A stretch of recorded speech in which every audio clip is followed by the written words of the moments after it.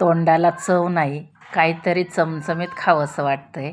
अहो मग वाट कसली बघताय? आमच्यासारखं पुणेरी वांग्याचं भरीत करा ना.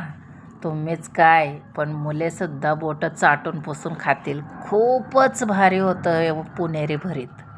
चला, मी ना मस्त अशा बाजरीच्या भाकरी चुलीवरती करून घेतल्यात आणि चुलीच्या आरावरती त्या खूप छान भाजल्या जातात, त्यामुळं खूप मस्त लागतात चवीला.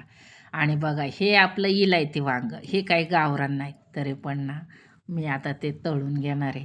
तर चुलीमध्ये भाजलेली वांगे पण खूप छान लागतात बरं, आरावरली. पण चला, आज ना मी तव्यात तळून घेणार आहे आणि ना मस्त असं भरीत करणार आहे. खूपच छान लागतं बरं का. अगदी नक्की करून पहा तुम्ही. चला, त्यासाठी ना मी थोडासा कांदा चिरून घेतला आहे, थोड्याशा हिरव्या मिरच्या, लसूण आणि कोथिंबीर. आणि आपल्याला यामध्ये नक्की एक आवर्जून स्पेशल असं काय घालायचं माहिती आहे? थोडासा वाटाणा. आणि आता सध्या वाटाण्याचा सीजन चालू आहे, खूप ओला वाटाणा असतो, वाळला नाही, पण ओल्यापणी नक्की घाला. आणि त्यामध्ये ना भाजकी डाळसुद्धा घातलेली चालते, जे आपले हरभऱ्याची डाळ आहे ना भाजकी, ती सुद्धा चालते. पण चला, आज मी वाटाणा शेंगदाणा आहेत.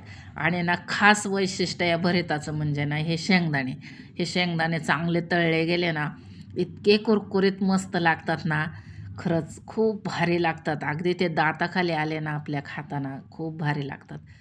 चला, मग मी त्यामध्ये ना वाटाणा, शेंगदाणा आणि ना मिरची अगदी मस्त मिक्सरमध्ये वाटून घेतली, लसूण, मिरची, जिरं आणि छान जिरे मोहरीचा तडका दिला आहे.